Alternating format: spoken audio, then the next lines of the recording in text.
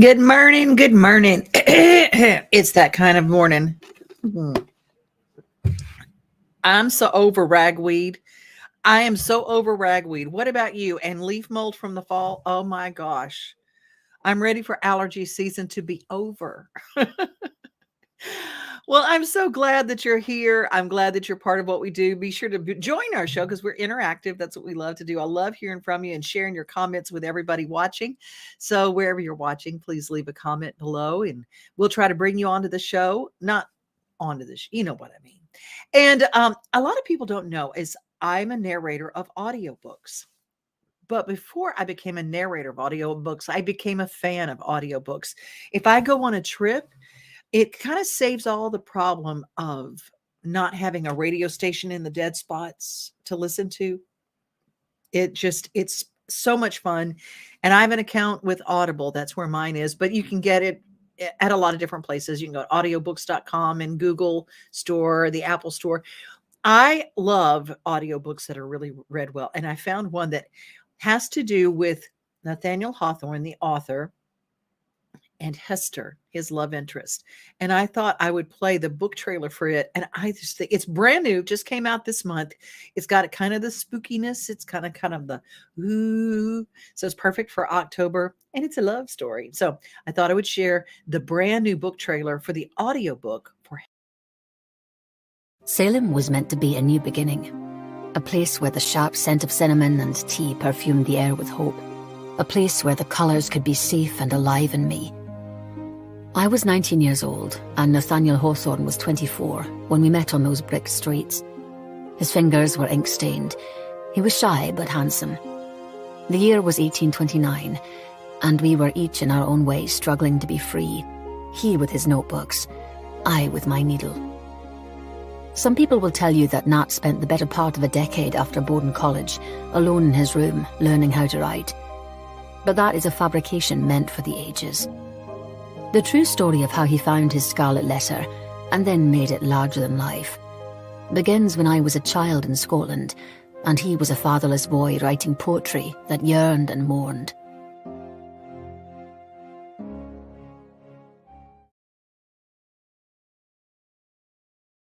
Doesn't that look great? I don't know. It just seems like it'd be really fun. Well, I want to let you know that I-40 east of town is a dangerous place and there are a lot of accidents that happen. This is New Stuff Tuesday. So this news story kind of combines a couple of things. A week ago Sunday, Hardy and his band members were in a bus accident on I-40 in Wilson County, coming back from Bristol. So it was inbound. And that little stretch there in Wilson County on I-40, there are a lot of accidents. I've actually lost some friends there. And it's very dangerous if you're coming into town, whatever you're doing. I don't know why it is, what the deal is, but they had a wreck. For the band members, they're home, but the bus driver still has some needs, is still in the hospital. But anyway, we have a news story because TDOT just released footage. So I thought I would share that, plus the news from Hardy. Tennessee Department of Transportation recently released footage of the wreck that took place on I-40 in Wilson County. On the way home from a concert, Hardy and his band members were injured in a bus crash. They have all been released from the hospital as far as band members, but they're asking for prayers for the bus driver, who Hardy says is not out of the woods yet. What's up, guys? Hardy here. Feeling a lot better. Feeling much better. Still a little bit banged up, but man, definitely on the upswing. And everybody in the accident is also on the upswing. Thank you for all of your prayers. It's been a rough few days, but everybody's doing great. And I've been going back and forth on, I have a lot of big announcements I want to make, things that I want to post and things I want to, announce. And I was kind of wondering if I should push some of that to down the road, but I've talked to everybody and everybody's like, man, let's keep the train rolling. And so I would love to officially announce that tonight, Sunday night, at 11 p.m. Central and at 12 Eastern, I've got 3 brand new songs that are dropping. Songs that you guys have never heard before. Nobody has ever heard these songs. A song called Here Lies Country Music, a song called Truck Bed and a song called The Mockingbird and the Crow. And I can't wait. I can't wait for y'all to hear them. I can't wait to see what you guys think about the different songs. So that's it tonight at 11 p.m. Central, 12 p.m. Eastern. Check it out. Hardy, the new single, The Mockingbird and the Crow, coming out soon on album January 20th, 23, featuring Lainey Wilson. It's great. It is great. And I'll tell you what else is new. We have a new episode that just dropped of Taste of Nashville. That's the show that we do live from the Omni Hotel, which if you have not been to the Omni Hotel, you're missing out. Be a tourist in your own hometown. They've got great restaurants, Bob's Steakhouse, bar lines, and my favorite is Kitchen Notes, where we actually film the show.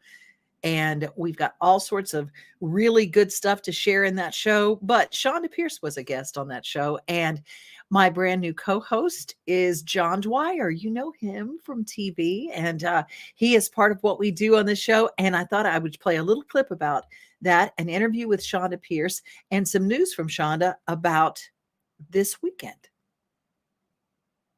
Two, as we say in the business, we are going to meet the Queen of Clean. How about that? I love this. This lady, I got to know. There's no secrets anymore out there. You can find anything on the World Wide Web. But no, I've heard her name, and I knew she's been around. She's been around for a long time, and she's about as funny and as clean as you can get, which is hard to find. And the cool thing, what I love about her is that she brings in people and makes them all laugh, but she always has a bottom line, and that is from the heart. And it's a ministry for her, and it's not just comedy, and being able to laugh through it all. And her documentary about her life has been right out there and has brought a lot of people to what the truth is. And you know, you laugh a lot, and she tells a lot of truth and gets her story out there and helps a lot of people in the process. Please welcome, coming down the Buddy Allen teal carpet of love, Chonda Pierce. Woo! Yeah, fine little 360 flip there, girl. Beautiful carpet, Nice. beautiful food, beautiful people walking by. Y'all missed it a minute ago. A man walked by behind you with no shirt on. I lusted just a little. Just a In your little? heart. Yeah. Just in your heart. Just No, right out loud. flat out. Yeah. Okay. Good.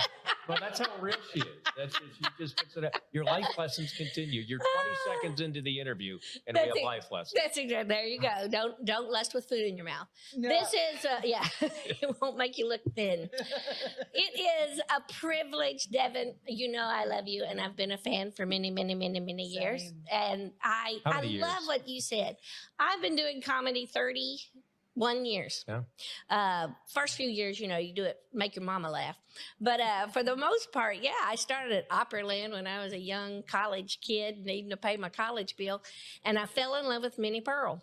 And even the woman, Sarah Cannon. But you really didn't know much about her when you took the part. No, Am I not right? at all. Yeah. I didn't know much about anything in country music. I grew up in a denomination where you'd go to hell just listening to the music. So I hid a radio under my bed most of my childhood. So would sneak That's not it what out. I hid under my bed, but that's another story for another time. Well, my brother probably hid something else too. But all that to say, I fell in love with the sound of laughter. Yeah. Now, the Bible says laughter doeth good like a medicine. Yeah. And I believe it really was. It was a time in my life when I had very little direction, didn't know what I wanted to be when I grew up. And I had gone through some really heavy tragedy as a young woman and a sister, lost both my sisters and my parents. And I just remember those days of healing through the process of just trying to make a living. It was the laughter that did good for me, much less the people that were listening to the jokes. And Wow. and Miss Sarah, I can't say enough wonderful things about her. She was a great, godly woman, but she taught me I can enjoy this craft. I could pursue this and still stay true to my faith, stay true to who I want to be, when I grew up, how much I love God, and all of those things. And it's paid off. I did okay. Sarah is in your life. She was in my life, and I'll make this very short, but I auditioned many years ago for one of those syndicated entertainment shows. Yeah. We were to do some crosstalk to see if there Right. was chemistry. Mm. And the last story was it was the obituary of Sarah Cannon, and I did not know much about her. Yeah. And so I didn't really bone up on all that. And so my first assignment in Nashville as a local TV sportscaster was to go to a news conference at a golf club that had a huge mural of Minnie Pearl, as if to say, Yes. "Look, hot shot, Yeah. I'm going to haunt you for the rest of your life as you move to Nashville." And so I look at her, exactly I'm right. so sorry, I didn't know about you. But anyway, no, she what, and she went to Vanderbilt. She was incredibly bright. Now I know everything about And she went to Belmont when it was just a girls' school. Yeah. That's exactly right. You know, I had the privilege of meeting her. I wish I had been a little smarter, knowing, okay, you're sitting here with an icon. Pay attention to the questions you ask her. I was stupid and a young mom and just trying to, get the next day's rent. And so I felt so privileged to the times I've been around her. But the greatest privilege, one, I have been on the Opry probably 50 times in these, 28 years of my career. And I love it. And I really love it. I don't know that they'll ever make a comedian, an Opry member again. Let's just say that right now. Chonda Pierce needs to be a member of the Grand Ole Opry. We're She starting needs the to be a campaign member. right now. Funny needs to be back on the stage of the Opry. If there's anybody in the world needs to be a member, it's Aw. you. You should go right into when you walk into the Opry. There she is. There she is, and there she is. And I would tell you something. I'll choke up. I am so eternally grateful. I am just a giant fan of Minnie Pearl, but I am a giant fan of comedy. Yes. And the gift that it can be. And even the dirty comics, as Mama says, they're walking in all the light they know. It takes bravery. One of my favorite quotes is Lucille Ball, who says, "I am not funny, but what I am is brave." And comedy takes great bravery. But my favorite Minnie Pearl story is not only just getting to do the Opry and meeting her and hanging out with her when I was younger. She asked me to come and entertain her ladies group at her church. If that's not the biggest honor that the and validation sweetest? of that Oh you my- are legit Oh. and genuine. Just that to me, and of course, I grew up a preacher's kid, so I know there's a lot of So did comics you do it? I love. Oh yeah, No, I can't do it. I'm sorry, Minnie. yeah. I'm booked. sorry, I got to feed the baby. But thank you. Yeah, yeah, exactly. I did, and I was nervous, but I felt so honored. I sent her my first little cassette tape that was like 25 minutes long. Mm-hmm. On the other side, it said, "Repeated for your convenience." Because that's all the material I had, Now, I think my last show was 3 hours long. So there I've learned to talk. But That's the unabridged. yeah, that's exactly right. But I sent her that little cassette tape, and she sent me a sweet note back and said, "You've got great timing, and you made me laugh," and invited me to speak with her ladies. There was probably about 300 or 400 women there, and at that Brentwood United Methodist, and I'll never forget going in there just green and but so privileged. And every time I am anywhere around the Opry, I'm like you. It is just a privilege, and I am honored to have that start. Comedy right now, I told Devin, well, I don't know what God is doing. I need to retire. But after the lockdown and all of that, I think we see how important joy is in our lives. And even my comic friends said, "Don't keep it clean." That's their vernacular. That's what they do. And my hat's off to them, is to get out there and make people laugh and let that energy do some healing. And part of what you do with that, you bring in some stories of your life. Yeah. And, and I think about comedians. I've met more comedians in my life because comedy is my jam. I love it. I listen all the time and I love it. But so many comics hurt and they have depression and they suffer with it. And in the church, especially, we keep it quiet. We don't talk about it. Right. But you brought it out and you said, okay, we're going to dust this thing out and we're going to talk about it. We're going to laugh and then we're going to be real. I wrote a book called Laughing in the Dark, and I've written a lot of books, but it still is this big seller for me, and I'm blessed by that. But it's also a reminder of how many years can go by and that's still a topic of people's concern. I think, and this is just my armchair, I was diagnosed clinically depressed about 15 years ago. So I'm professionally depressed. I'm not right You now. got it down. You have a degree Exactly. in it, I believe. Yes. I'm highly medicated right now, but We don't drug test. normally, so yeah, this works exactly. out perfect for us. But all that to say, it's become so near and dear to my heart, and especially after this whole COVID mess, it has left people so depleted, and your body gets used to feeling down. And you just cave into it and you don't know how to climb out of it. So then it takes help and it takes professionals to help you climb out of that. But I think for comics, we're probably drawn to the art because we're hiding away. I can remember when my own comedy was such a deflector of pain. And when healing came into my life and medicine came into my life and hope came into my life, I did not use comedy to deflect anything. I used it to just really spread joy, and it changed me. I think the second thing that I think we run into with comedians, you get addicted to that adrenaline. You want to feel that goodness that you feel standing behind a microphone and everybody in the room laughs at you and everybody likes you. And you want to go home and feel that again, and they begin to try to mimic that feeling, either with alcohol or drugs or work addiction or whatever that is. They try to mimic that feeling.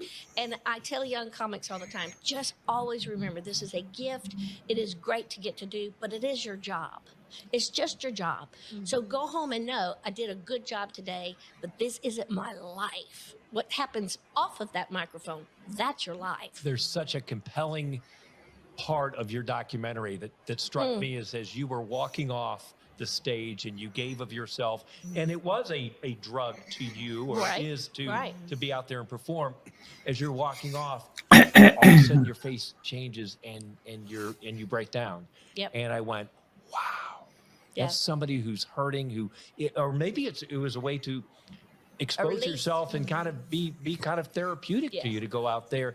But wow, that was emotional to me. When my, we started this documentary, I had gotten an award as the most awarded female comic in history by the That's an award. Yeah, by the RI. I just sold a lot of platinum records, a lot of gold records. Well, at the ceremony, I was shocked because I said, there's Whoopi Goldberg and Joan Rivers. And the guy goes, I know, we did the math twice because we've never heard of you. And you said, hey, I'm right here. That keeps people. So we were in the middle of making that documentary to kind of prove that point, that here's a touring comic who sells thousands of tickets every night. We want you to get to know her. In the midst of making that, my husband died. And all of a sudden, we had a totally different video, a different project. And we just decided to keep the cameras rolling. I decided, well, this is real as it gets and as raw as it gets. We had to go back a few months later, redo the ending because David was not there. I will say, good to the med company. My depression kind of leveled. I was okay. I didn't jump off a building, but it was so raw and so real. Some days I go, I need people to know I'm alive. Yeah. This is not a tribute in memorandum. I'm alive. I'm doing good. And I laugh. I say there's been 3 documentaries about my life, and I'm still living. I don't know what they're going to do when I'm dead, but I am privileged for the gift of comedy. It has just been good to me, very, very good to me. I have a great farm called the Funny Farm, and I host missionaries who can't afford a vacation. They come and stay at my little cabins, and I have just loved what comedy gave to me, and I'm very grateful for it. I'm just very grateful for it. You are, speaking of tickets, there is a Nashville show that is coming up. I'm going to catch his fly for you. Watch. I know. Yeah. If he lands on that egg, I'm going to have to kill him because I'm going to eat that sandwich in a minute. Yeah. I'm excited. October the 16th. It's always scary to be in concert at home because Nashville's a scary place. A lot of people tough crowd. Here. Half of the audience is my material, so that's what's really hard. She's not talking about me. She kind of is. Yeah, you're her neighbor. So that's kind of scary. But this Fisher Center over at Belmont, this is I'm the first comic to do a show there. Oh wow. It's an amazing. I feel like Cinderella. I should wear a ball gown to do a show there. I feel like such a. It is absolutely stunning. this building and the acoustics and all of that. They need to have those, country music awards there or something next. It's absolutely amazing. stunning Yeah. place. And the first comic, you're gonna break it in with laughter. Oh boy. You're gonna. I pray someone wets their pants She's on not those saddle fancy seats. scope. If somebody would just pee in their pants on those fancy seats, Chad Scorzine will never speak to me again. You'll be one and done. Well, we want everybody to get tickets. Chonda.org is the place to go to get all things Chonda, and do yourself a favor, deep dive like you did, and watch everything, and you will laugh, and most importantly, you'll feel something. Oh, praise the Lord for that. Yeah. Thank you, baby doll. Love you. I love your show. We're just glad to have you here. It's because we bring food. I'm going to look for the naked men now, so bye. We'll be right Everything back. was fine up until that point. We're gonna have to retape that. We're getting too old to do our Oh, my own goodness. Sophie work. Sophie work. Sophie work. Selfie work. Need a 10-year-old to come and I throw this know. camera. But I wanted to ask you a question in front of everybody. All right. Did you know that a long time ago I helped found a counseling center? You founded a counseling center. Well, I was a patient.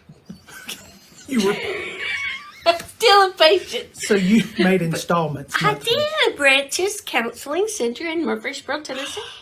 And did you know that our concert, October the 16th at the Fisher Center, a portion of the ticket goes to that counseling. I'm so excited because I understand how important counseling is and how it can save people's lives. Because he needs it. Yeah, or give you material if you're a comedian. But it's worth it. So get a ticket. Come see us. Branches is a Christ-centered ministry that offers health and healing and hope for all individuals.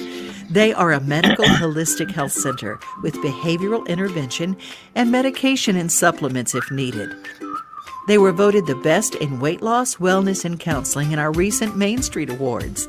They offer help in a Christian environment, approaching all the barriers that have stopped your healing in the past. It's their sincere hope and desire that they can offer healing and hope for everyone who enters their doors. They accept insurance and offer affordable self-pay options as well. From everyone at Branches Counseling, they wish you all a very healthy and healed life.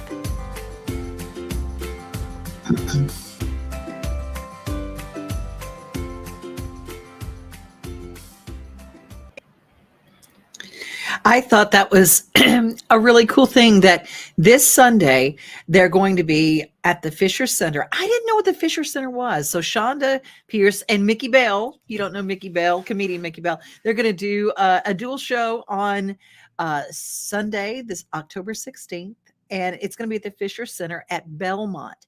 I did not know about the Fisher Center. It's because it opened up really 2021 during, the crazy, and I didn't know about it, but I did find something that showed you a little bit about it through the eyes of Caroline. Caroline is a student and she's in theater, and she was so excited that the Fisher Center came just in time for her to do a show she's always wanted to do in the theater. Just walking into the theater every day before rehearsal starts, I take a big deep breath and I'm like, wow, when's the next time I'm going to get to do that?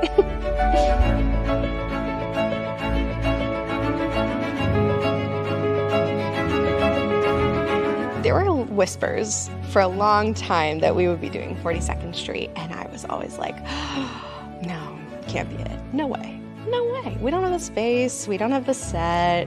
And then a couple weeks before the start of my senior year, they sent out an email with the whole season, and I was just like a mess of emotions. I was like, oh my gosh. To do a show that takes place in a theater, in such a gorgeous theater, has been such a gift. And to know that when we look out at that audience, there are going to be people filling that gorgeous, huge space. Those bigger shows that have been kind of hard to pull off, we're finally going to be able to see the opportunity to see the talent of our students work in those huge scale shows.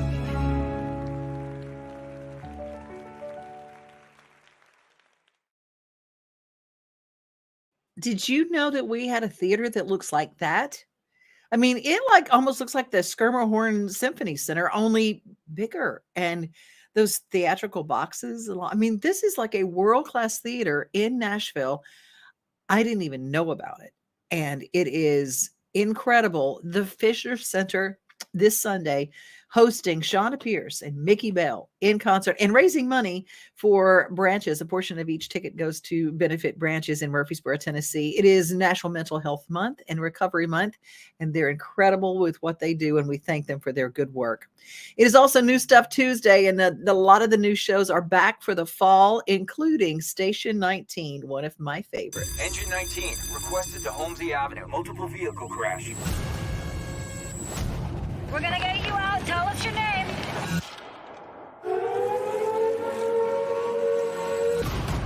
What the hell is that? It's a tornado warning. It's really a tornado. It really is. We need more aid cars. Everybody, move inside right now!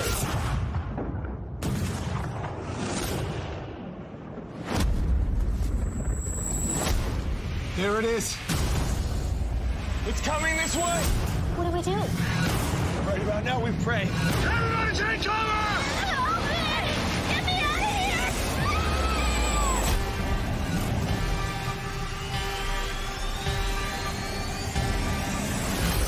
here! Any word on the yellow coupe with a woman inside of it? Where the hell did she go?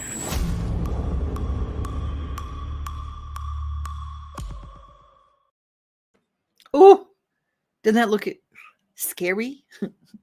October 6th, it already ran. It is New Stuff Tuesday, but the new shows are back on most of the networks. A lot of the new episodes have dropped. If you are a streamer, and you can go back and watch on demand. And if you are a streamer, I'll get it right. I'll get it. It's the opposite of what I think it's going to be. Main Street Media TV, Main Street Television. You can get our app and stream all of our material that we do. It is an absolutely free app, and we encourage you to be a part of it. You can watch live. You can watch down at the little microphones at the bottom of the page. You can watch our sports shows, our lifestyle shows, our live shows, and it's just, we'd love to have you there. And if you miss something, it's all there. You can always find it there. I tell you another show that came back, and I'm excited because it's my favorite, and I don't care how many years it's been here, 17. It is still one of my faves, and that's Grey's Anatomy. And how do they make it new? They bring in the new intern. Congratulations. You did it. You're here. We didn't hire you for your grades. We hired you for your fight. We didn't choose the place we came from, but now they're here. Don't kill anyone or drop anything inside a patient. Are you back? I heard about the new class. The man you love is here. It's been 6 months. It's been a very difficult 6 months. I slept with an intern, but I didn't know she was an intern. I'm in no position to judge you on this. I do recommend you stay away from elevators. What is it, bring your kid to work day? We finally have interns again. The bus flipped over. We have a number of patients who have brain injuries. This just got super real. I see something in them. The spark. Yeah. The drive. The genius. They just need a chance. Gonna be okay. That's New Stuff Tuesday for you. It's a wrap. We will see you again tomorrow. 5 days a week, we're here, Main Street. And Main Street Today gives you kind of what's going on in our world, So if you've got a story for us, if you'd like to tell your brand story, you can contact me right here. DevonO'Day@gmail.com is the easiest way to reach me. Drop me a line and let me know, and I'll reach back out and connect you if you need to be connected or put you on the air. That's what we do. We tell your stories. You guys be safe, be kind, and remember, most of all, you are loved. Have a great rest of your day. We are home, we are family, we are things to do and places